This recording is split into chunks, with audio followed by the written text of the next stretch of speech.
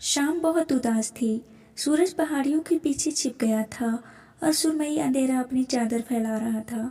घर में सभी लोग टीवी के सामने बैठे समाचार सुन रहे थे। तभी न्यूज़ एंकर ने बताया कि सुबह दिल्ली से चली एक डिलक्स बस अलकनंदा में जा गिरी है।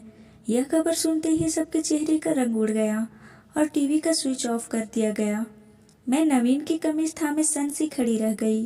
ढेर सारे ख्याल दिलो दिमाग में हलचल मचाते रहे। क्या सचमुच नवीन इज नो मोर? माँ का विलाप सुनकर आंगन में आसपास की औरतें जुड़ने लगी। उनमें से कुछ रो रही थी तो कुछ उन्हें सही सूचना आने तक तसल्ली रखने की सलाह दे रही थी। बाबूजी ने मेरे डैडी को फ़ोन किया और तुरंत घटनास्थल पर चलने को कहा। मेरी समझ में नहीं आ रहा था कि मैं क्या करूं। क्या मैं सचमुच? इसके आगे सोचने से मेरा दिल घबराने लगा। 3 दिन तक जीने मरने जैसी स्थिति रही। चौथे दिन हारे हुए जुआरी की तरह बाबूजी और डैडी वापस लौट आए। अलकनंदा में उफान के कारण लाशें तक निकाले नहीं जा सकी थी। पता करके आए मर्दों के चेहरों पर हताशा को पढ़कर औरतें चीख चीख कर रोने लगी। कुछ उस घड़ी को कोस रही थी जिस घड़ी नवीन ने घर से बाहर कदम निकाला था। एक बूढ़ी औरत मेरे कमरे में आई और मुझे घसीटती हुई बाहर ले आई। कुछ औरतों ने आंखों ही आंखों में सरगोशियां की और मेरा चूड़ियों से भरा हाथ फर्श पर दे मारा। चूड़ियां टूटने के साथ खून की कुछ बूंदें मेरी कलाई पर छलक आई, पर इसकी परवाह किसको थी। भरी जवानी में मेरी विधवा हो जाने से जैसे सब दुखी थी और मुझे गले लगाकर रोना चाहती थी।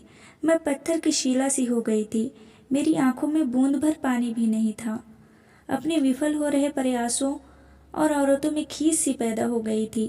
कुछ मुझे घूरते हुए एक दूसरे से कुछ कह रही थी तो मोहल्ले की थुलथुली बहुएं जो मेरी स्मार्टनेस से कुंठित थी अपनी भड़ास निकालने की कोशिश कर रही थी। मेरा लंबा कद, स्याह घने बाल, हिरनी जैसी आंखें और शादी में लाया गया ढेर सारा दहेज, जिसके कारण मोहल्ले की सासें अपनी बहुओं को ताने दिया करती थी, आज बेईमानी बनकर रह गया था। तो मेरी सुंदर काया का मूल्य पल भर में कौड़ियों का हो गया। मेरी उड़ती नज़र आंगन के कोने में खड़ी मोटरसाइकिल पर गई। इसी मोटरसाइकिल के लिए मुझे 4 दिन तक भूखा रखा गया था और 6 महीने तक मैं मायके में पड़ी रही थी। आखिर पापा ने अपने फंड में से पैसा निकाल कर नवीन को मोटरसाइकिल ले दी थी। अब कौन चलाएगा इसे? नवीन की मौत से हटकर मेरा मन हर राउंड में लाई गई चीज़ों की फहरिस्त बना रहा था। कुल 2 साल ही हुए थे हमारी शादी को और हमारी बेटी मीनी साल भर की है। खुद को कर्ज में डुबोकर बेटी का घर भर दिया था पापा ने। क्या मैं उस आदमी के लिए रोऊं जो हर वक्त कुछ न कुछ मांगता ही रहता था और हर चौथे दिन रुई की तरह धुन देता था। तभी औरतों की खींचातानी से मिन्नी रोई तो मेरी तंद्रा टूटी। मैं उसे औरतों के बीच से निकालकर कमरे में ले आई। औरतों का आना जाना कई दिनों तक लगा रहा। कुछ मुझ कुलच्छनी बहू को घूर घूर कर एक दूसरे से बतियाती हुई आंसू बहाती तो कुछ मेरे न रोने धोने के कारण किसी रहस्य को सूंघने की कोशिश करती, पर मुझे उनकी परवाह नहीं थी। माँ जो शेरनी की तरह दहाड़ती रहती थी अब भीगी बिल्ली से आंसू बहाती रहती। मेरी ननद गीता और उसके पति रजनीश भी आ गए थे। गीता मेरे कमरे के फेरे मारती रहती और एक एक कीमती चीज के दाम पूछती रहती। रजनीश की नज़र मोटरसाइकिल पर थी। गीता को वापस जाना था। रजनीश ने खिसियानी सी हंसते हुए कहा, भाभी अब इस मोटरसाइकिल का यहाँ क्या होगा? कहो तो मैं ले जाऊँ। डीटीसी बसों में आते जाते मैं तो तंग आ गया हूँ। रोज़ देर हो जाती है तो बॉस की डांट खानी पड़ती है। फिर मोटरसाइकिल पर बैठकर ट्रायल लेने लगा। गीता भी पीछे नहीं रही। भाभी इस कॉस्मेटिक बॉक्स को अब क्या करेंगी? आपके लिए तो ये बेकार है, मैं ले जाती हूँ इसे। कितने सारे तो परफ्यूम हैं, इतनी अच्छी चीज़ें इंडिया में कहाँ बनती हैं। आपके पापा का भी जवाब नहीं, हर चीज़ कीमती दी है आपको। क्या संबंध स्वार्थ की कागजी नींव पर टिके होते हैं? यह सोचते हुए संबंधों पर से मेरी आस्था हटने लगी। ये वही गीता है जो बार बार गश खाकर गिर रही थी और भाई की मौत को अभी 4 दिन भी नहीं गुजरे इसने अपना रंग दिखाना शुरू कर दिया। गीता और रजनीश की नज़र तो मेरे लैपटॉप और महंगे मोबाइल पर भी थी, क्योंकि बाबूजी ने कह दिया था कि मोटरसाइकिल वगैरह अभी यहीं रहने दो, बाद में देखेंगे। गीता ने एक बार झिझकते हुए कहा, भाभी आपके पास तो 2 मोबाइल हैं। वाओ कितने खूबसूरत हैं। मैंने जब कोई जवाब नहीं दिया तो वह बोली, मैं तो ऐसे ही कह रही थी। गीता और रजनीश के जाने के बाद घर में गहरा सन्नाटा छा गया। माँ और बाबूजी दोनों ही शंकित थे कि कहीं मैं भी उन्हें छोड़कर न चली जाऊं। पर अब कहाँ जाना था मुझे। हालांकि पापा ने मुझे साथ चलने को कहा था, पर मैंने मना कर दिया। बाबूजी का दुलार तो मुझे हमेशा ही मिलता रहा था, पर माँ और नवीन के सामने उनकी चलती ही नहीं थी। पर अब कितना कुछ बदल गया था। थोड़ी भागदौड़ के बाद मुझे नवीन की जगह नौकरी भी मिल गई। रसोई घर जहाँ मैं दिन भर खटती रहती थी, माँ ने संभाल लिया था। नौकरी पर आते जाते मुझे लगता था कई आंखें मुझे घूर रही हैं। दरअसल वो औरतें जिन्हें मुझे लेकर निंदा सुख मिलता था, अब अजीब नज़रों से मुझे देखती थी। एक अभी हुई विधवा रोज नई नई पोशाकें पहनकर दफ्तर जाए, यह बात उनके गले से नहीं उतरती थी। माँ का भी अब मोहल्ले की चौपाल पर बैठना लगभग बंद हो गया था, तो पड़ोसियों का आना जाना भी कम हो गया था। मेरी नौकरी ने जैसे मुझे नया जीवन दे दिया था। ऐसा लगता था जैसे मरुस्थल में बरसाती बादल उमड़ने घुमड़ने लगे हों। इससे बेचैनी और भी बढ़ जाती थी। तो मैं सोचती कि मैं विधवा हो गई तो इसमें मेरा क्या कसूर। दहेज में मिली कई कीमती साड़ियों की तह अब तक खुली नहीं थी।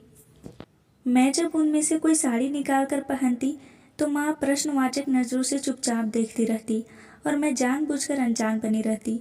कॉलोनी की जवान लड़कियों को मेरा कलर कॉम्बिनेशन बहुत पसंद आता। वे प्रशंसनीय नज़रों से मुझे देखती थी, पर मैं इस सब से तटस्थ रहती थी। दफ्तर में मुझे सबसे ज़्यादा आकर्षित करता था शेखर। वो मेरे काम में मेरी मदद करता। फिर कभी कभी बाहर किसी रेस्तरां में कॉफ़ी पीने भी हम चले जाते। गपशप के दौरान कब वो मेरे करीब आता चला गया मुझे पता ही न चला। धीरे धीरे हम दोनों एक दूसरे के इतने करीब आ गए कि साथ जीने मरने की कस्में खाने लगे। एक दिन इतवार को दोपहर के समय जब मैं मिनी को गोद के लिए बाहर निकली तो माँ ने प्रश्नवाचक नज़रों से मुझे देखा। मुझे लगा जैसे मैं कोई अपराध करने जा रही हूँ, पर अब मैं नज़रों की भाषा को पढ़ना छोड़ दिया था। मन में एक अजीब सी प्यास थी। देर शाम को जब घर लौटी तो माँ की नज़र में कई सवाल थे। वो मिनी को उठाकर बाहर ले गई और लौटी तो पूछा, यह शेखर अंकल कौन है? मैं सन्न रह गई। माँ मुझसे ऐसा सीधा सवाल करेंगी यह तो मैंने सोचा ही न था, मगर जल्दी ही मैंने खुद को संभाला और बोली, शेखर मेरे दफ्तर में काम करता है, मॉल में मिल गया था। माँ ने हुंकार भरा और अपने कमरे में चली गई। देर रात तक माँ और बाबूजी की आवाज़ें कट कट कर मेरे कानों में आती रही और मैं दम साधे सुनती रही। साथ में यह भी सोचती रही कि आखिर क्या चाहते हैं ये लोग। क्या मैं सारी उम्र यूं ही गुजार दूं? मुझे अक्सर ऑफिस से आते देर हो जाती। तब बाबूजी मुझे बस स्टॉप पर खड़े मिलते, मुझे देखते ही कहते, मैं यूं ही टहलता हुआ इधर निकल आया था, सोचा तुम आ ही रही होगी। फिर सिर झुकाए साथ साथ चलने लगते। मुझे ऐसा लगता जैसे मैं कांच के मकान में रह रही हूँ, जरा सी ठोकर लगते ही टूट जाएगा। मैं अपनी ज़िंदगी में आगे बढ़ना चाहती थी, पर बाबूजी और माँ का बुढ़ापा कैसे कटेगा, यह सवाल मुझे सालता था। मैं शेखर के साथ अपनी तन्हाई शेयर करना चाहती थी, पर माँ और बाबूजी का बुढ़ापा बीच में आ जाता था। उनकी आंखों का डर मुझे खुलकर जीने नहीं दे रहा था। शेखर कुछ दिनों की छुट्टी लेकर घर गया था। मैं सोच रही थी कि जब वो वापस आएगा तो उससे खुलकर बात करूंगी। उसने वादा किया था कि वो अपने माँ बाप को मना लेगा, इसलिए मैं आश्वस्त थी। लेकिन एक दिन ऑफिस में मैंने अपनी मेज़ पर एक लंबा लिफाफा रखा देखा। लिफाफा खुला ही था, अंदर से कागज़ निकला तो देखा तो लगा छनाक से कुछ टूट गया हो। एक वेडिंग कार्ड था, शेखर विद सरोज। साथ में एक चिट्ठी भी थी जिसमें लिखा था, मीरा एक विधवा के साथ विवाह करने के बाद पर मम्मी डैडी के गले नहीं उतरी। विधवा उस पर एक बच्ची की माँ।